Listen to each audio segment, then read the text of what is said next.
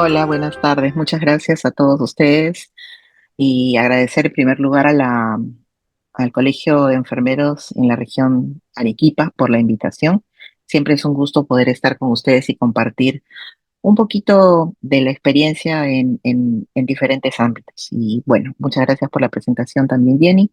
El día de hoy en la invitación está dirigida acerca de lo que es el monitoreo y el manejo de la hipertensión endocraniana. Y esto en realidad es un tema bastante amplio. Una de las patologías que nosotros más vemos en las emergencias están relacionadas siempre al trauma craneal. Lamentablemente, en los últimos años, el hecho de que los accidentes que se producen en vehículos menores, sobre todo, por ejemplo, en motocicletas, ahora, por ejemplo, en los scooters, ¿no? Hacen que el tipo de patología, que es el trauma craneal en sí, sea algo que lamentablemente veamos mucho. Entonces, el tratamiento del trauma craneal en especial y el manejo de la hipertensión endocraniana, que es una complicación de esta situación clínica, hace que nosotros tengamos que estar revisando continuamente cuáles son las mejores formas, las mejores prácticas y cómo implementar protocolos que puedan ayudarnos a responder a estas situaciones. Y eso es una de las razones por la que hablamos de hipertensión endocraniana el día de hoy, porque es una condición crítica que pone en riesgo la vida de las personas y que requiere una atención inmediata. Cuando hablamos de un trauma craneal, no podemos decirle, no, señor, póngase en la cola, espere un momento más. Son situaciones que necesitan de una acción inmediata de todo el equipo de salud y en especial de la enfermera. Cuando hablamos de este tipo de patologías, son frecuentes tanto en las unidades de cuidado intensivo, en las unidades de emergencia, y están relacionadas generalmente con traumas craneales, con hemorragias cerebrales, con procesos de hidrocefalia, presencias de tumores, con infecciones del sistema nervioso central y algunas otras. Entonces, es una patología que realmente se va a presentar en diversas situaciones clínicas.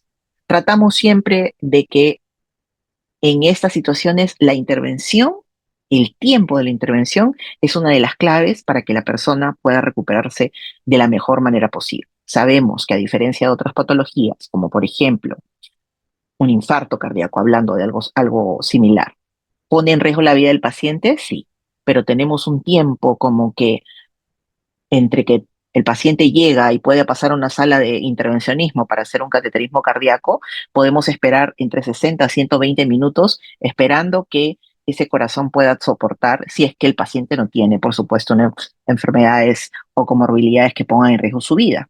Pero si estamos hablando de una persona con un trauma craneal, estos 120 minutos se reducen muchísimo.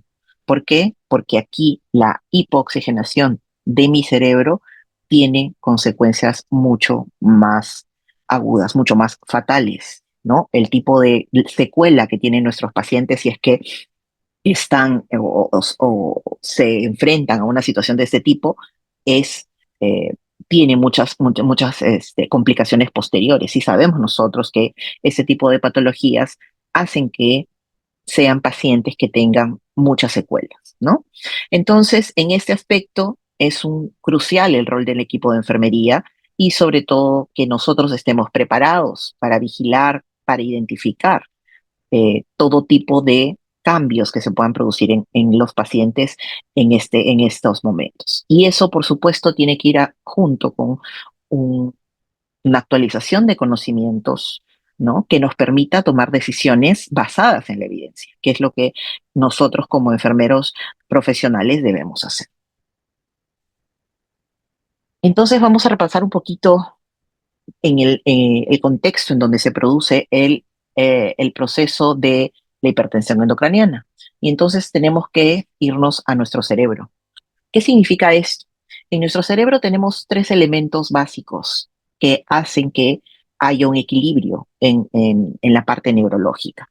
Y estos son el líquido cefalorraquídeo, el tejido cerebral o masa cerebral y el flujo sanguíneo cerebral. Estos tres son los que mantienen el equilibrio de nuestro cerebro. Cualquier alteración en estos son los que van a provocar o pueden provocar hipertensión endocraniana. Tenemos que recordar entonces que nuestro cráneo es una bóveda de hueso rígida, entonces no permite la expansión. Cuando hay un edema, cuando se inflama, el cerebro no tiene dónde expandirse y es por eso es que es tan riesgoso cuando se produce un edema cerebral de gran magnitud. Porque si nosotros recordamos la parte anatómica y nosotros vemos cómo es la cabeza y el cráneo, nos damos cuenta que el único lugar por donde el cerebro podría inflamarse y salir es por abajo, por el agujero magno. Y es en ese lugar en donde están las estructuras más importantes y que controlan las funciones básicas de la persona, es decir, la respiración, el sistema nervioso central en sí, porque por ahí también sale la columna vertebral, y es por esa razón que cuando se producen edemas cerebrales masivos o hipertensiones endocranianas masivas, el paciente termina en muerte cerebral por herniaciones, ¿no? Como vamos a ver más adelante. Entonces, estos tres elementos van a ser muy importantes cuando hablemos nosotros de hipertensión endocraniana. Hablamos de que en este cerebro, perdón, en este cráneo tenemos un 80% de contenido de masa cerebral, un 10% de flujo sanguíneo cerebral y un 10% de líquido cefalorraquídeo. Esto, por supuesto, se va a alterar. Si tenemos, por ejemplo, un trauma craneal y hay una hemorragia, entonces este volumen aumenta. Si tengo un paciente con hidrocefalia, entonces el porcentaje de líquido cefalorraquídeo también se incrementa. Si tenemos un tumor cerebral, entonces el componente de la masa cerebral también se incrementa. Y ahí es donde vamos a ver la diferencia. ¿Y por qué es importante entonces? Nosotros estamos haciendo, siempre que tenemos un paciente, nos tenemos que centrar en lo que es la monitorización hemodinámica. Y entonces aquí voy a tener un factor importante que es la presión de perfusión cerebral, que significa que es la cantidad de sangre que mi cerebro está recibiendo de forma efectiva.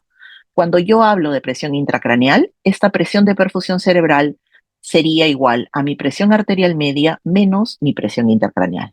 Si yo tomo en cuenta que esta presión intracraneal está elevada, entonces quiere decir que mi presión arterial media tiene que estar mucho mayor. ¿Por qué? Porque mi presión de perfusión cerebral debería ser al menos de entre 60 y 65.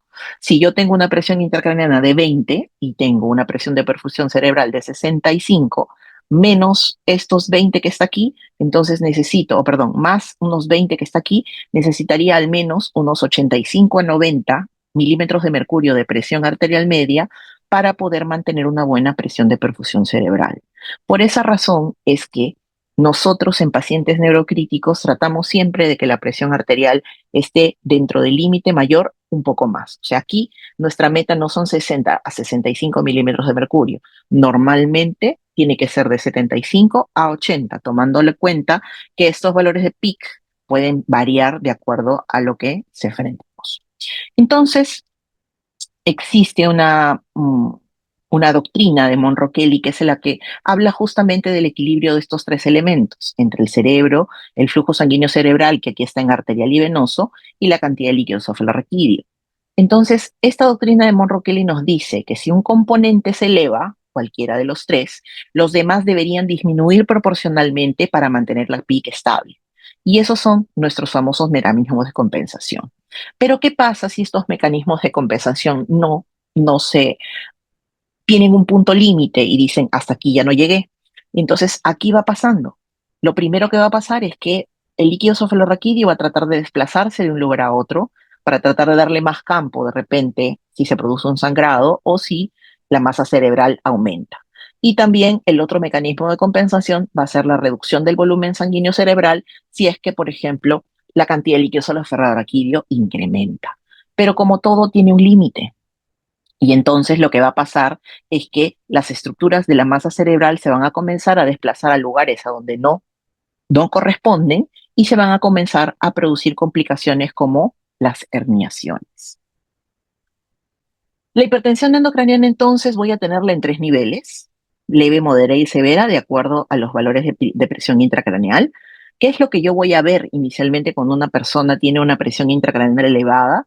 Normalmente se va a quejar de una cefalea muy intensa, voy a tener una característica de una náusea y un vómito explosivo, y también voy a tener, por supuesto, alteraciones del estado de la conciencia, porque no está perfundiendo adecuadamente mi cerebro. Pero vamos a fijarnos en un aspecto que es muy importante. Cuando una persona tiene una presión intracraneal elevada, yo voy a tratar de evitar que aparezca esta famosa triada de Cushing. La triada de Cushing son tres elementos en la valoración que me van a indicar que la presión intracraniana de mi paciente se está elevando. ¿Y cómo tengo que reconocerlos? Son fácilmente discernibles. Hipertensión arterial, bradicardia y bradipnia.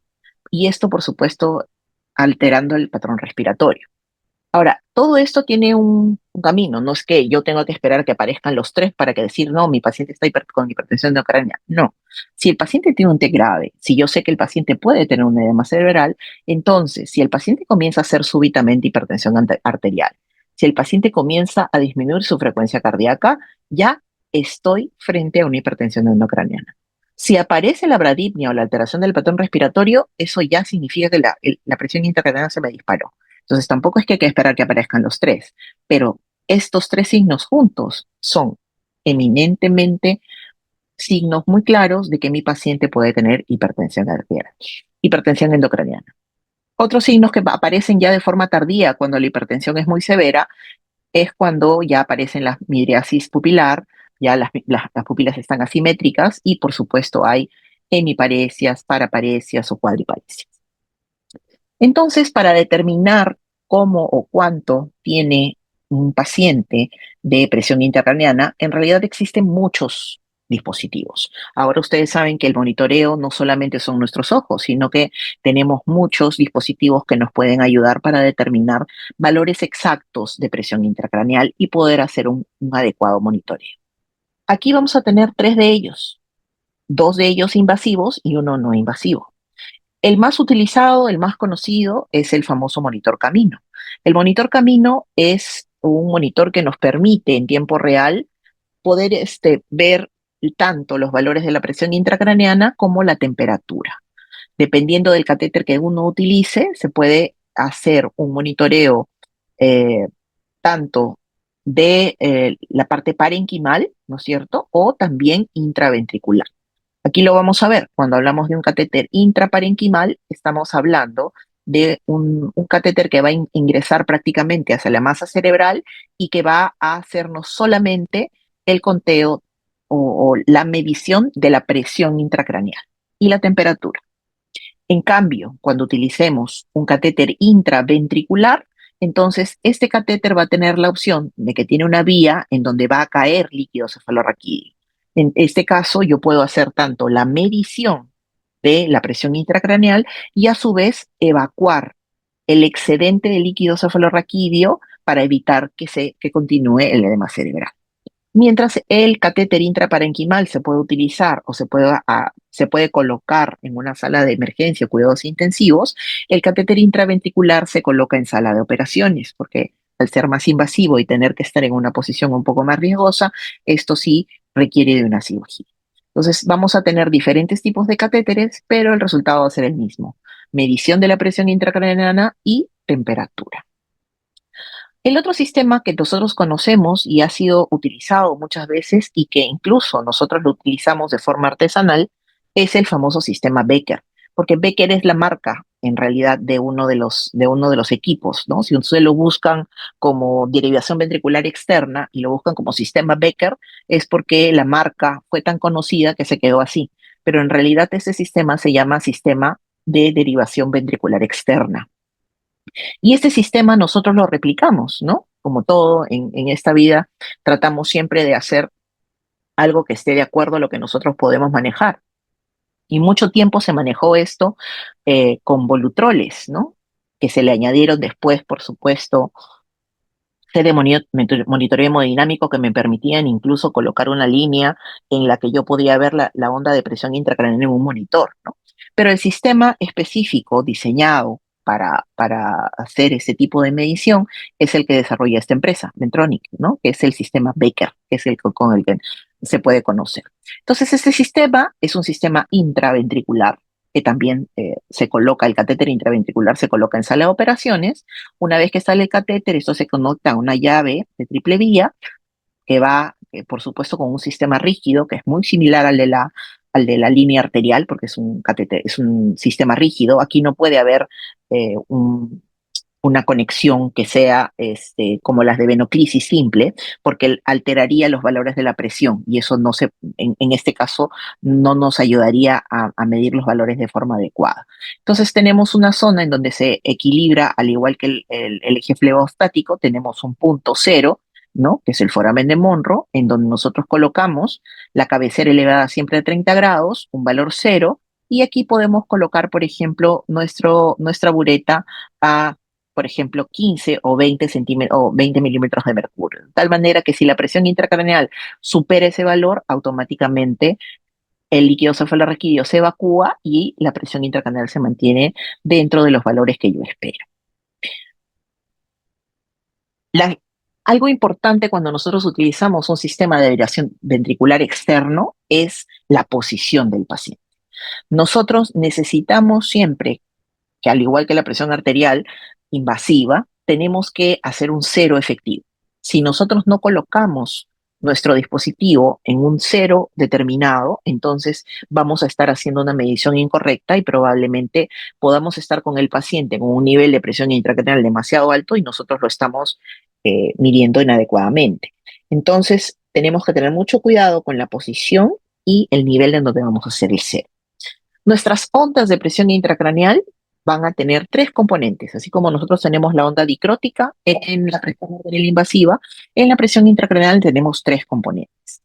La P1, que es la onda de percusión, la P2, que es la onda tidal, y la P3, que es la onda dicrótica. Por eso es que va a ser una onda como un pequeño cerrito. Entonces, los aumentos de las amplitudes de las ondas van a indicarnos inmediatamente que hay una pérdida de la compensación. Entonces, vamos a tener que tener muy en cuenta también la onda y la visualización de lo que nosotros observemos. Existen dos métodos para drenar y monitorizar la presión intracraneal, como vimos hace un momento, en las que son el intermitente y el continuo. Es decir, la llave que está abierta, yo coloco el sistema en un punto mínimo donde yo quiero que se evacúe continuamente, o no, solamente lo mido y no lo evacúo. Eso va a depender de las indicaciones médicas. La variabilidad en justamente este consenso de dónde colocar el famoso punto cero es lo que a veces eh, hace un poco complicado que nosotros establezcamos ciertos parámetros, ¿no? Pero esencialmente el punto cero siempre se coloca a nivel del foramen de Monroe, que es el punto, digamos, que más se utiliza. Nuestros dispositivos de PIC invasivos, ya sea tanto el monitor camino como el set de monitoreo de Becker, tienen ambos riesgos justamente con lo que tienen que ver con cuidado de enfermería, que es las infecciones asociadas a los dispositivos médicos. Y por ello es muy importante tratar de hacer o gestionar un protocolo tanto para la inserción y para el mantenimiento de los equipos. Entonces, tenemos que tener mucho cuidado al manipular. La asepsia es indispensable en el manejo de este tipo de catéteres. El movimiento, por supuesto, porque también acuérdense que podemos tener de repente un catéter intraparenquimal que está con un tornillo aquí pequeño y al momento de hacer una movilización o el famoso confort, que a veces mis intensivistas dicen, no, por favor, no al confort porque el paciente se descompensa.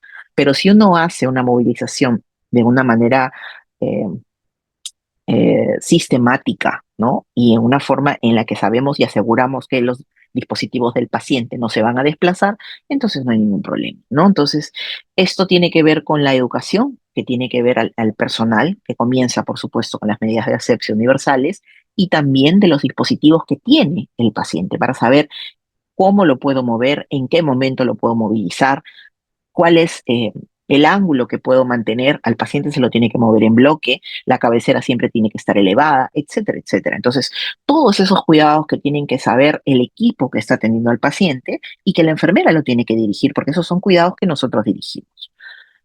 La manipulación de estos tipos de sistemas tienen que ser lo mínimo indispensable y si hay algún tipo de obstrucción o algún tipo de complicación, hay que reportarlo inmediatamente al neurocirujano. Esto es algo que nosotros no permeabilizamos, lo tiene que hacer el neurocirujano para evitar subidas de presión intracraneal indeseadas, ¿no? Ahora, como ustedes saben, todo ahora ya no solamente tiene una función invasiva, que es lo que nosotros conocíamos. Ahora existe una solución que hace o que tiene casi las mismas mediciones, en realidad, pero que ya es un sistema no invasivo. Este sistema no invasivo se llama Brain for Care. Es un sistema que utiliza un dispositivo que se coloca a nivel de la cabeza, como han visto en la foto, y que a través de ondas de Doppler nos va a dar una monitorización de la presión intracraneana. La ventaja es que al no necesitar colocar nada, disminuye los riesgos de infección, me permite también un monitoreo de ondas mucho más específicas y se puede utilizar en cualquier momento y en cualquier lugar, ¿no? Lo que mide este tipo de dispositivo, el Brain for Care, les invito a revisar la página web, bastante interesante. Ellos hablan sobre las relaciones de las ondas, tanto de P2 como P1 que les había explicado hace un momento, y mide estos cambios en relación a un valor máximo al pico. Entonces, este tipo de cambios en las ondas, que son bastante sutiles, nos sugieren siempre un cambio y un mayor riesgo de que se presente la hipertensión endocraniana. Entonces, este tipo de monitorización no es que simplemente me avisa ya está en hipertensión, sino que los cambios en las ondas ya me pueden ir avisando tempranamente que el paciente está teniendo un mayor riesgo de que se le suba rápidamente la presión intracraniana. Entonces, estas tendencias se pueden aplicar, esto se baja en realidad porque trabaja con una tablet, y entonces podemos hacer un monitoreo no invasivo de la presión intracraniana también. Otros sistemas que nosotros tenemos que ver para ver cómo está el funcionamiento cerebral son algo que también manejamos bastante, que es la oxigenación del bulbo de la yugular, que esto es como si fuera un catéter venoso central mal puesto. Es decir, nosotros colocamos un catéter venoso central que viene hacia la vena cava superior. Este este catéter de oxigenación del bulbo de la yugular es como cuando ponen mal los catéteres, es decir, cuando se va para arriba. Entonces, cuando este catéter está colocado en el bulbo de la yugular, nos va a servir para medir exactamente cuál es la cantidad del consumo global del oxígeno cerebral. Y esto significa que voy a tener un número que tiene que estar entre el 55 y el 75% para ver que mi cerebro se está oxigenando adecuadamente. Cuando tengo un valor de saturación del bulbo de la yugular menor de 55%, esto es un indicador de hipoperfusión o que hay un incremento de la demanda metabólica, por ejemplo, en casos de crisis epilépticas. Y entonces aquí hay una indicación clara de que hay una isquemia cerebral. Cuando hay una isquemia cerebral, hay muerte cerebral. Entonces acá sí tenemos muchas complicaciones. El otro método que tenemos para hacer monitoreo de la presión endocraniana es el monitor de presión parcial de oxígeno en el tejido cerebral, o conocido como PBT. Aquí tenemos también otro sistema que es muy parecido al Camino, es un sistema invasivo, ¿ok? El cual también se puede hacer o se puede utilizar en salas de emergencia. Ese es un pequeño taladro, ¿no? Que están haciendo aquí el huequito en el cerebro. Igualmente, una vez que ya está acá, se coloca un pequeño como tornillo que es el que sujeta en la parte superior, queda aquí como una especie de introductor. Y una vez que está el introductor colocado, ingresa el catéter que va a quedar prácticamente a nivel del tejido del parénquima cerebral, y eso se conecta hacia el equipo. De tal manera que yo tengo aquí el introductor y luego tengo el equipo que sale y que se va a conectar a la máquina.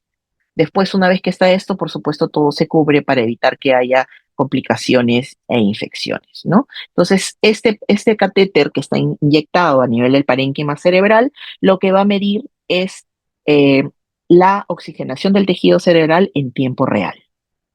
Esta oxigenación cerebral me va a decir o me ayuda a identificar el equilibrio que existe entre el suministro y el consumo de oxígeno. Cuando existe los valores de PBT, digamos, comprometidos, es cuando hay menos de 20 milímetros de mercurio. Esto, por supuesto, tiene que ser rápidamente porque valores de ese tipo se asocian con las complicaciones cuando hay lesiones cerebrales. Además de estos dos, tenemos también ahora otro tipo de ayuda para monitorizar valores en cuidado neurocrítico. Y esto, por ejemplo, es la microdiálisis cerebral. Este también es un catéter que ingresa, ¿no?, hacia el cerebro, y acá van a ver aquí como un final, como una placa, ¿no? Y estos dos que van a ir en la parte de afuera conectados hacia un equipo eh, que me va a ayudar a determinar los cambios bioquímicos que existen a nivel celular, cerebral. Es decir, nosotros sabemos que en nuestro cerebro existe innumerable cantidad de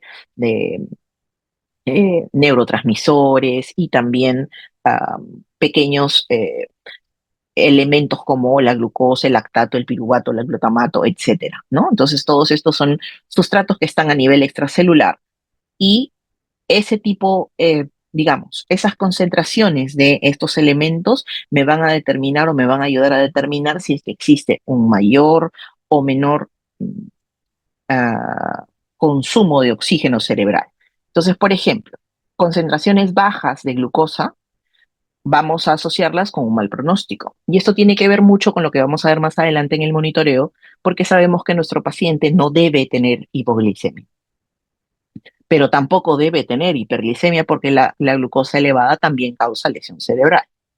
Cuando hablamos de la reacción lactato-piruvato, aquí, si se acuerdan un poco de nuestro famoso ciclo de Krebs y la formación de energía, la formación de ATP, ¿no? Y el lactato como indicador también de oxigenación, ¿no? Entonces, cuando tenemos una relación de lactato-piruvato que es mayor a 25, entonces estamos hablando de un distrés metabólico centrado a nivel cerebral. Entonces, miren ustedes cómo otros dispositivos también nos pueden ayudar a hacer un monitoreo mucho más efectivo.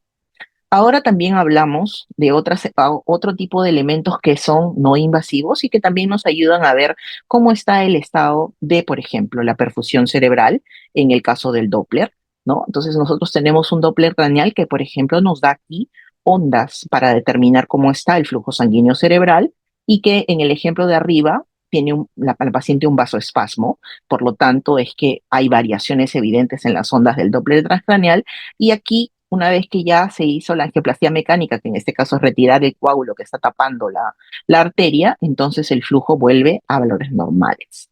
Entonces el Doppler transcraneal me va a ayudar a medir la velocidad y la dirección que tiene el flujo sanguíneo en las principales arterias del cerebro.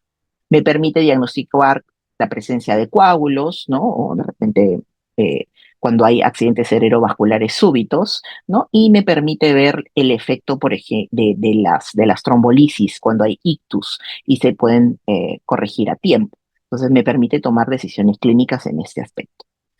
Ahora también tenemos una pupilometría automatizada, ¿no? Nosotros hasta hace muy poco, seguramente, o algunos de ustedes también siguen haciéndolo, cuando le dicen, ¿cómo están las pupilas? Tú te acercas con tu linterna, te acercas más o menos, algunos si son más dedicados cogen su reglita y dicen, sí, pues parece que está en 2,2, o si no, sí, está en 3,2 o está en 2,2. Bueno, son valores aproximados.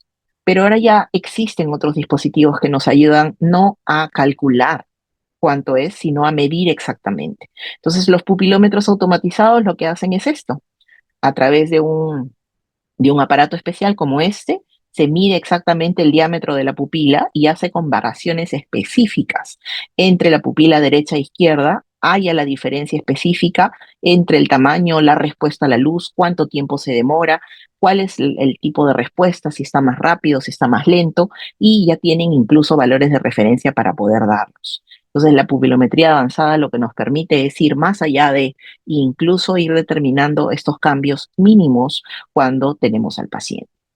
Este sistema lo conocemos, más en anestesia se ha utilizado, el sistema de monitoreo del índice biespectral, o BIS por las siglas en inglés, normalmente se utiliza ahora en las salas de operaciones para determinar el nivel de sedación que tiene el paciente durante el acto quirúrgico. De esta manera, lo que yo trato de hacer es que el nivel de sedación no sea tan profundo que paralice todas las actividades, dependiendo de lo que necesite lograr, sino que la sedación sea una sedación adecuada, que me ayude a disminuir el consumo de oxígeno cerebral, pero que no vaya a causar mayores lesiones, porque sabemos que una sedación demasiado profunda nos va a disminuir el tiempo de respuesta del paciente, puede causarme alteraciones respiratorias y, por supuesto, retrasarme el destete de la ventilación mecánica si el paciente está con ventilación. Entonces, este índice biespectral se basa en el análisis de las frecuencias de las ondas del electroencefalograma y la relación con las drogas que utilizamos en ese momento. El otro sistema es bastante similar, que es el sistema NIRS, que también existe en alguno de los equipos ahora de monitoreo que estamos utilizando, ¿no? En este caso también se utiliza casi como el BIS, un sistema que tiene unos adhesivos en la frente, ¿no? Y que me va midiendo los niveles de flujo sanguíneo. De tal manera que me da en tiempo real los cambios en la saturación de oxígeno regional de la sangre cerebral para tratar de ver cómo está la respuesta hemodinámica de mi paciente. Finalmente tengo dos herramientas más que también son muy conocidas, pero que ahora tienen dispositivos que son mucho más eficientes, ¿no? ¿Recuerdan ustedes cuando hacían los electrocefalogramas, teníamos nuestras paletitas, incluso tenían como una pequeña sustancia que tenía que adherirse al cuero cabelludo y que era difícil porque se movía, se despegaba, etcétera, etcétera? Bueno, ahora ya no existen estas cosas. Vienen así como un sistema de malla, como una red en el cual uno le puede colocar. Incluso para niños hay unos en forma de casco, entonces simplemente le colocas al niño el casco, lo pones aquí con un seguro y te olvidas de que ya no se va a mover en nada, ¿no? Entonces el sistema se utiliza el electroencefalograma, sabemos, para determinar la actividad eléctrica de nuestro cerebro. La ventaja es que estos trazados que vienen se trasladan directamente hacia una computadora que los analiza y que por supuesto el médico luego interpreta para determinar principalmente estados convulsivos, eh, convulsiones que de repente no se ven a simple vista, focalizadas o ausencias que todavía no vemos, trastornos de sueño, y sobre todo también para poder determinar los estados de muerte cerebral. Sabemos que el electroencefalograma es la herramienta que nos ayuda para poder determinar eso. También tenemos, por supuesto, los potenciales evocados, que son otra de las herramientas que utilizamos, que en este caso son pruebas diagnósticas que registran respuestas eléctricas del sistema nervioso central y que pueden ser para evaluar tanto la parte visual, auditiva o táctil, ¿no? Y de esa manera podemos también evaluar cómo está el sistema nervioso. Entonces, cuando hablamos nosotros de monitorización neurológica, hablamos de una evaluación en la que tenemos que incluir tanto el estado de conciencia, la evaluación sensorial y motora y la evaluación de los pares craneales. Eso es mínimamente la monitorización o la valoración neurológica. Existen entonces herramientas muy conocidas, como por ejemplo la escala de coma de Glasgow, que lo conocemos todos y las que menos manejamos. Pero también existe la famosa escala FOR, que esta es una escala en la cual nosotros vemos la respuesta ocular, la respuesta motora, los reflejos del el tronco cerebral y cómo cambia en la respiración. Entonces, esta es una escala que se usa mucho más, de forma mucho más específica cuando yo quiero evaluar, digamos, el estado neurológico del paciente. Entonces, no es solamente que hay una respuesta verbal, una respuesta motora, o si el paciente me responde o no, sino aquí ya relaciono la respuesta ocular con la respuesta motora, los reflejos que debo obtener y sobre todo los cambios en el patrón respiratorio, que siguen siendo, sin lugar a duda, uno de los principales factores que me van a ayudar a determinar si el paciente tiene una mayor o menor lesión cerebral. Hablamos también de la famosa escala NIS, y esta escala NIS se utiliza esencialmente cuando tengo un accidente cerebrovascular. Este tipo de puntuación se utiliza para saber cuál es digamos, el grado de lesión que se produce después de un accidente cerebrovascular. El puntaje que tiene toda esta tabla, que vemos aquí, disculpen que no la puedo ampliar un poco más, eh, es, eh, tiene diferentes parámetros, ¿no? Nivel de conciencia, la apariencia de las extremidades superiores, inferiores, las afasias, se evalúa el lenguaje, etcétera, etcétera. Entonces, todo esto me permite determinar cuál es el nivel de compromiso que tiene el paciente después de que tenía un ACV. De tal manera que tengo un puntaje menos de 4 es leve, menos de 16 moderado, 25 grave y más de 25 muy grave. Entonces, la necesidad del tratamiento de una revascularización o de una angioplastía o de una cirugía se suele plantear dependiendo pues de cuál sea el tipo de score que se utiliza, ¿no? La escala de Coma de Glasgow es lo que nosotros más utilizamos, ¿no? Es en pacientes con trauma. En otro tipo de pacientes podría también incluso incluirse la escala 4, pero la escala NICE se usa específicamente en ACVs. Además de los otros exámenes neurológicos y, como les decía, el complemento de la valoración. Entonces, cuando yo tengo un paciente con hipertensión endocraniana, me interesan estos dos puntos, tanto mantener una presión arterial, una presión intracraneal normal y una presión de perfusión cerebral adecuada. ¿Y eso qué significa? Que tengo que tratar de ver o buscar una forma de hacer un monitoreo multimodal de este tipo de parámetros. Por ejemplo, la presión intracraneal, la presión de perfusión cerebral, los niveles de oxigenación cerebral y la temperatura cerebral. Y esto es lo que vimos hace un momento, es decir, el monitor Camino, el sistema Becker o incluso el sistema Brain for Care. La idea de esto es mantener una presión intracraneal menor de 20 milímetros de mercurio. Eso significa hacer o tomar iniciativas que son bastante simples. Lo primero es mantener la cabecera elevada a 30 grados. Administrar sedación para evitar que el paciente haga movimientos bruscos para que se mueva demasiado y evitar o disminuir el consumo de oxígeno cerebral. No se recomienda actualmente colocar un collarín cervical, por eso dice acá loosen, o sea, quitar o tratar de no limitar el movimiento. Si es que es necesario, se puede hacer. Si tengo un catéter que evacuar el líquido cefalorraquídeo, administración de terapia hiperosmoral dependiendo de lo que necesite el paciente, tratar de que la glicemia esté normal, tratar de que no haya ni hipo ni hipertermia, mantener los niveles de presión de oxígeno de 35-45 y evitar hipotermia, hipercapnia o hipertensión. Entonces, si esto no sucede, obviamente, y tengo una hipertensión intracraniana refractaria, tengo que haber visto que dar tratamientos específicos como por ejemplo la solución salina o el manitol de emergencia, y si no, por supuesto, tendría que pasar a cirugía. Si es que la presión de perfusión cerebral, que es mi otra meta, mantenerla de 60 a 70 milímetros de mercurio, tratando de que si es que el paciente tiene la presión arterial disminuida por la sedación, iniciar noradrenalina para tratar de mantener estos valores. Eh, Siempre manteniendo la cabecera elevada en ambos casos y algunas veces se puede utilizar barbitúricos y inducir el coma barbitúrico en estados muy graves de hipertensión endocraniana, sobre todo cuando estos van acompañados de crisis convulsivas o sobre todo estatus convulsivos. Entonces aquí sí nos eh, tenemos que sedar al paciente hasta ese punto para evitar que la tasa metabólica cerebral se incremente. Evitar a toda costa tanto la hipertermia sobre todo, pero también manejar temperaturas adecuadas. Existen estudios acerca de este manejo de la hipotermia inducida, pero ya últimamente no lo están tomando como meta principal, pero todavía se sigue considerando como una actividad que es importante para mantener o preservar esta función cerebral. Si es que, como les decía, la hipertensión no cede, hay que preparar al paciente para cirugía, para hacer una craneotomía descompresiva, ¿no? Y evitar este tipo de maniobras que no estén o que produzcan un incremento de esa presión. La Asociación Americana de Enfermeras de Neurociencias hace este tipo de revisión y habla del manejo de 3 niveles de la presión intracraneal.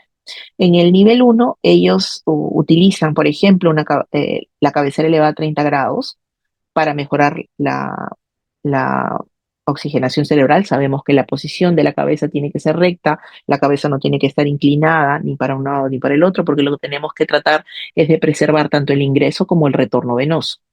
Sabemos que lo que lleva la sangre hacia el cerebro son las arterias carótidas, mientras que la mayor cantidad de sangre que sale del cerebro hacia el organismo es por las yugulares. Entonces, la posición de la cabeza de manera, digamos, recta hace que justamente favorezca este tipo de perfusión cerebral. Entonces, eso es importante. Por eso es tan importante esa posición. La sedación y la analgesia, normalmente vamos a utilizar propofol, fentanilo como primeras elecciones y después midazolam. Si es que el paciente no se seda o está convulsionando, recién allí pensamos en barbitúricos. El drenaje ventricular debería ser de forma intermitente, ¿no? A menos que se consiga o se tenga un monitor de PIC que me pueda determinar realmente valores exactos del monitoreo para evitar caídas o cambios bruscos de esto. También se pide aquí la tomografía computarizada y el examen neurológico continuo para ver si es que el paciente tiene o no un decaimiento. Si después de este paso la PIC permanece en mayor de 20 o 25, entonces se pasa al segundo nivel.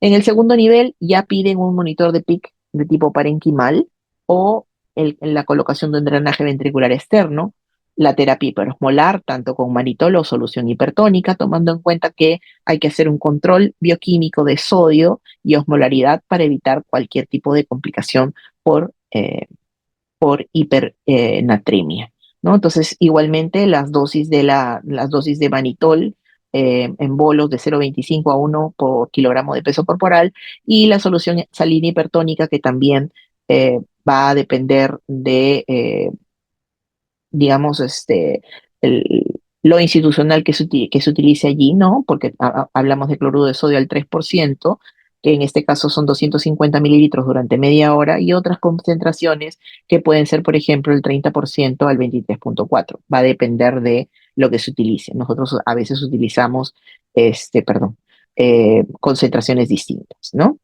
En este nivel 2 también hay que ver la autorregulación cerebral, es decir, si con la solución hiperosmolar o el manitol la PIC se mantiene y la presión de perfusión cerebral se optimiza, entonces podemos mantenerlo. Pero si esto no es o no se mantiene y la presión de CO2 aumenta o no se encuentra dentro de estos valores normales, tenemos que considerar ya pasar a un siguiente nivel, que en este caso sería ya las terapias de rescate como la hemicraniectomía descompresiva, la parálisis neuromuscular a través del bloqueante neuromuscular, ¿no? Y la hipotermia, que era, como les mencionaba hace un momento, algo que se estaba tratando mucho, no es tanto como para un tratamiento inicial, pero sí se considera como un factor que puede coadyuvar a todos los demás para mejorar el estado del paciente. El coma barbitúrico la inducción de propofol en dosis máximas de anestesia también se incluye en este tipo de tratamientos, pero hay que tener mucho cuidado porque aquí podemos tener la hipotensión como un efecto secundario que puede causar alteraciones y disminución de de la presión de perfusión cerebral, que finalmente podría ser un efecto no tan positivo. Los cuidados del mantenimiento entonces tienen o están en estos siete grandes campos. Lo primero es la profilaxis para evitar la trombosis venosa profunda, porque tenemos un paciente que no se va a movilizar, tenemos que tratar de optimizar esto. Una nutrición adecuada, porque sabemos que la alimentación de un paciente neurocrítico es importante para seguir produciendo energía. El problema es que mientras más sedado está el paciente, los movimientos peristálticos y sobre todo a veces la absorción de los alimentos también se reduce y muchas veces ponemos la dieta al paciente y hay una gran cantidad de residuo gástrico y entonces, ¿qué sucede? Si bien es cierto, las teorías actuales nos dicen, sobre todo los consensos que hay ahora en las sociedades de nutrición, nos dicen que un volumen de residuo gástrico de 500 en 12 horas podría considerarse todavía dentro de lo normal. Nosotros aquí todavía consideramos muchas veces que si le pusimos la dieta 200 y salió 200 no absorbió nada y no le sigo dando. Entonces el paciente a veces por este tipo de, este, de suspensión de dieta comienza a perder ingesta calórica y baja mucho de peso. Y este paciente pierde mucha masa muscular y finalmente cuando quiero hacer un destete respiratorio tiene tan poca fuerza que el destete se demora.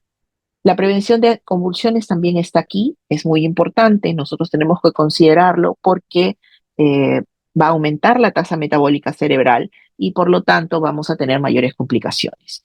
La glicemia, que hemos visto que también es un factor importante, tenemos que tratar de mantener la glucosa dentro de valores normales, la movilidad temprana, ¿no? Una de las cosas que hacen mucho las americanas últimamente, y ustedes van a ver si revisan sus guías de tratamiento, ya sea en cuidado neurocrítico o en cuidado crítico, es esta famosa movilización temprana, en la cual hasta los pacientes con ventilador mecánico se levantan.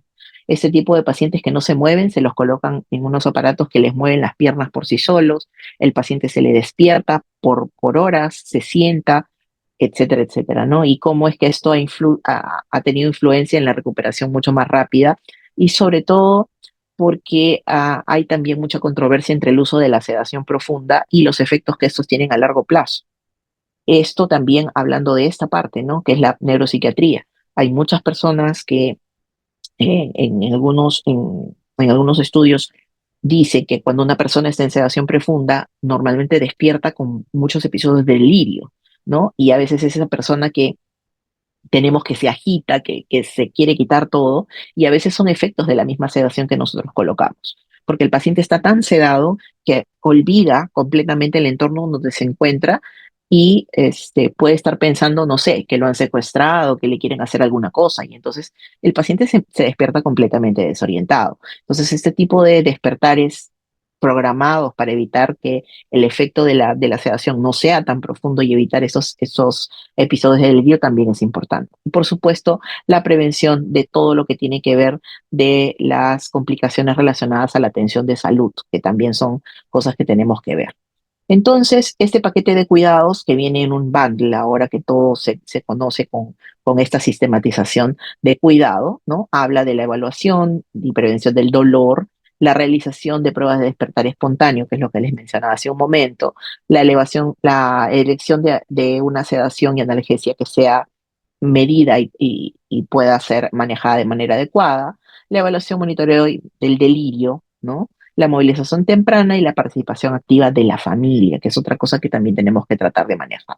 Entonces, hay que tener escalas de medición del dolor, administrar los analgésicos de manera adecuada, tener una herramienta de monitoreo para poder saber si es que el paciente está intubado, cómo reconocer si está o no está con dolor, ver los despertares protocolizados para tratar de que el paciente no esté sedado todo el tiempo y también para monitorizar cómo está su evaluación neurológica, elegir una sedación adecuada, más que sedación de repente una analgesia, hasta que, o si es que el paciente tiene de repente alguna complicación que me impide que el paciente esté muy despierto, entonces tratar de usar una escala de RAS lo más cercana posible al despertar para que tenga menos complicaciones, ¿no?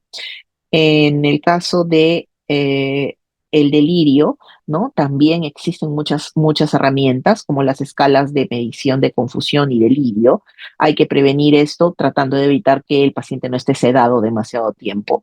La movilización temprana también va a ayudarnos a disminuir el delirio y sobre todo tratando de permitir que la familia también intervenga en el cuidado del paciente, que siempre les hable, que estén presentes, que sepa para que se ubique el paciente en el espacio en donde se encuentra, ¿no? La movilización temprana, como les decía, el protocolo que es dependiendo de las instituciones, como les digo, los estadounidenses están trabajando mucho en esto, un programa muy interesante y muy bonito, y sobre todo el hecho de facilitar la participación de la familia en la recuperación del paciente, ¿no? Que eso también mm, es muy importante para englobar todo el cuidado de enfermería que nosotros hacemos. Las estrategias dirigidas a estas condiciones que nosotros tenemos que prevenir, las lesiones adquiridas por presión en el hospital, que son las LPPs que nosotros conocemos, las lesiones producidas por dispositivos, por ejemplo, las sondas, las cánulas, ¿no? Que a veces el tubo endotraqueal lo amarramos en un solo sitio, termina con las lesiones en la comisura, las sondas nasogástricas que terminan con lesiones en la nariz, por los esparadrapos que utilizamos, ¿no? Entonces, todas estas cosas se tienen que prevenir. La trombosis venosa, justamente también por la falta de movilidad, las contracturas musculares y las infecciones por dispositivos invasivos. Todo esto, por supuesto, dentro del marco del cuidado del enfermo. Entonces, lo que podemos concluir de todo lo que hemos revisado el día de hoy es que la hipertensión endocrinal es una urgencia neurocrítica. Es algo que necesita un monitoreo constante y que tiene que tener a un profesional de enfermería preparado para su manejo, para poder evitar las complicaciones que vienen posteriores a un episodio de este tipo. Necesitamos integrar definitivamente la tecnología invasiva y no invasiva dependiendo de los recursos que nosotros contamos, pero siempre ahora la tecnología va a ser una buena herramienta para poder hacer un mejor monitoreo. Pero ojo, no es que necesitemos absolutamente un mejor equipo. Nunca un equipo va a reemplazar la habilidad clínica de la enfermera para reconocer signos tempranos de cambios neurológicos en el paciente. Y por eso es que es necesario que nosotros conozcamos al paciente, lo valoremos, lo miremos, lo observemos, ¿no? Entonces, de esa manera, eso es realmente lo clave en este tipo de atención. La enfermera especialista, entonces, es la clave para poder solucionar estos problemas, para prevenir, para poder detectar y dar una respuesta efectiva en casos de hipertensión endocraniana y eh, crear, ¿no? Porque nosotros tenemos muchos protocolos basados en evidencia. Leámoslo, veamos qué es lo que se adapta a nuestra realidad y hagamos nuestro un protocolo que sea un, una aplicación de conocimientos de enfermería aplicados con juicio clínico y sobre todo basados en la evidencia, que es lo más importante. Finalmente, me parece interesante esta frase. Detectar a tiempo, cuidar con ciencia y humanidad. Ese es nuestro rol como enfermeras especialistas en el cuidado del paciente neurocrítico. Y es así, las enfermeras seguimos siendo los pilares de la atención de ese tipo de pacientes. No necesitamos, como les decía, 100% máquinas. Somos nosotras las que tenemos que aprender a observar a este paciente y utilizar las herramientas con las que contamos para hacer un mejor cuidado sin perder nunca ese contacto enfermera-paciente, que es lo que hace que nuestro cuidado sea especial y diferente. Muchas gracias. Para finalizar, antes de terminar, quiero hacerles una invitación especial. Ustedes son las primeras que están viendo este flyer. Como saben, yo soy actualmente la presidenta de la Sociedad de Enfermeras de Cuidado Crítico y este año nos está tocando organizar el Congreso Internacional de la Sociedad, que es el sexto congreso, pero más importante aún, somos el país anfitrión del 10º Congreso de la Federación Latinoamericana de Enfermeras en Cuidados Críticos. Y vamos a hacer el Congreso Internacional, que va a contar con la participación de más de 33 ponentes internacionales, del día 23 al 26 de septiembre en la ciudad del Cusco.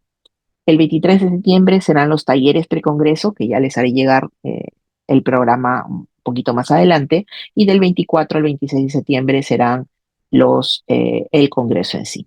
Los temas, bueno, como son cuidados críticos, se imaginarán, ¿no? Estamos hablando de shock, este, sostenibilidad, soporte hemodinámico, ventilación mecánica, nutrición, trasplante, oncología, obstetricia, etcétera. Entonces, están cordialmente invitados y nuevamente les agradezco mucho por la invitación el día de hoy. Espero no haberme pasado demasiado de tiempo. Muchas gracias.